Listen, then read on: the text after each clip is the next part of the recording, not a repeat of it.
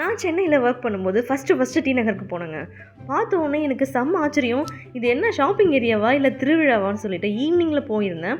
அப்படியே அந்த ரோடு ஃபுல்லாகவே லைட்டிங்ஸ்லாம் போட்டு பயங்கர கோலாகலமாக இருந்துச்சு. ஓ, ஷாப்பிங்க்கு இவ்வளோ பெரிய ஏரியாவா அப்படின்னு ஆச்சரியமாக பார்த்தேன். அப்போலேருந்து இப்போ வரைக்கும் ஷாப்பிங்னாலே எனக்கு ஃபஸ்ட்டு ப்ரையாரிட்டி டி நகர் தாங்க. நீங்கள் ஷாப்பிங் பண்ணணுன்னா ஃபஸ்ட்டு உங்களுக்கு எந்த இடம் ஞாபகம் வரும் அப்படின்னு மறக்காமல் கமெண்ட்டில் சொல்லுங்கள். இன்றைக்கி ஷாப்பிங் எனக்கு இல்லைங்க, என் ஹஸ்பண்ட்க்கு தான். அவருக்கு தான் கொஞ்சம் ஷர்ட் டிஷர்ட்லாம் வாங்கலான்னு வந்திருந்தோம். பட் நீங்கள் ஜென்ஸுக்கு பார்த்தீங்கன்னா 5th ஃப்ளோரில் வைட் ரேஞ்ச் ஆஃப் கலெக்ஷன்ஸ் இருந்துச்சு. நிறைய ஆப்ஷன்ஸ் இருக்கும் உங்களுக்கு சூஸ் பண்ணுறதுக்கு, கம்மி விலையிலேருந்து நிறைய விலை வரைக்கும். நாங்கள் ஷர்ட்லாம் வாங்கிட்டு அங்கேயே 7th ஃப்ளோரில் சீஸ் பாவ் பஜ்ஜி ஃபுட் கோர்ட்டில் சாப்பிட்டுட்டு இந்த தட்டு தாங்க கொடுத்தாங்க. ஸோ அதையும் ஃப்ரீயாக வாங்கிக்கிட்டு வீட்டுக்கு வந்துட்டோம்.